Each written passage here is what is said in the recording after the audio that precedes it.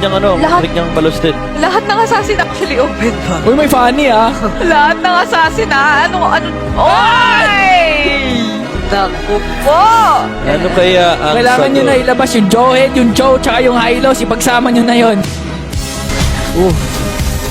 Napa-flicker out pa nga doon si Bloodspet. Tas ngayon si King Kong. Ano to? Ang dami na naman nila nalalabas. Pero ito ngayon si King Kong. Street. Kahit sabihin natin may Faramis sa side ng Papara Supermassive. Pre, Madali di ba lang to, tanggalin yan eh. Napakadali lang tanggalin yan para kay King Kong. Napakadali lang din patayin ng carry sa may top lane. Lalo pat walang respo na dumating. Daming nawala dito sa side ng Papara Supermassive. Even though malaki yung nakuha nila yung kill kit kay Super Prince. Xiao, buhay ba? May flicker out. And si Bloodspit dito. Uy, grabe. Uy, grabe! Moves! Moves! Parati na raw daw kasi si Keller or si Kingdong. Si Kirk naman daw. Ang gusto nila mag-shine. Pero ngayon si Bloodspet gumamit na nga ng bato. Pero wala tinamaan doon. At tutumba na nga din yung Joy. Dapat si Kirk nag-zone out ng members doon sa batang likod. Wasa. Working on Brusco. Powerful to miss kumonekta. Pero hindi sapat. Blazing duel kumingin from Keller.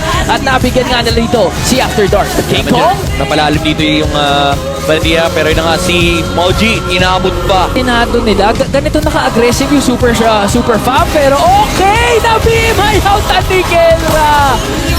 Yun ka, sabi lang natin, walang mistake. Kinaata yung potential magandang mistake. Pero si Kelra pumasok with the blazing duet. Hinahabol si Xiao at pinasabog ni Kirk. With the shockwave blast, next sa chopping block si Wasa, pero meron tong Netherrealm na wala siya sa vicinity ng Netherrealm. Mochi pumasok din naman with the Unleash the Beast, pero parang kulang ang kanilang damage at pinibigyan ni Kelra. Super Fam! Onyx Philippines with a dominant! Si King Kong. Walang pake. And nandun siya sa may top lane. Solo rank warrior naman siya ngayon. Kala, parang siya si Kirk kaya hindi pa siya tapos. Babalikan pa niya yung carry style pa. Ang laking shutdown gold nun ha. Para kay Xiao sa carry pa napunta. So kinakailangan pa rin mag-ingat ng Onyx. Pero look at the damage coming in from Friends. At pumasok pa si Brusco. Kaya sinabayan pa ng Blazing Duet.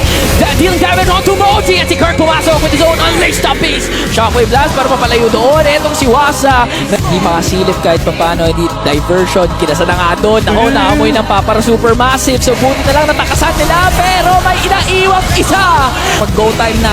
Pag Onyx time na. Expect mo pwede silang pumasok. Jump in. Tumingin pong Brusco na force out kagad. Tower lock. Yung Netherrealm. Tower lock, tower lock. Okay, pero parang that's it na nga ata. Ito na nga si King Kong. Ang dami niyang ginagawa. Ang dami niyang binabatay. Keller pumasok with the blazing duet. Dalawang agad ang nawala. And Onyx Philippines 11:39 with a dominant win.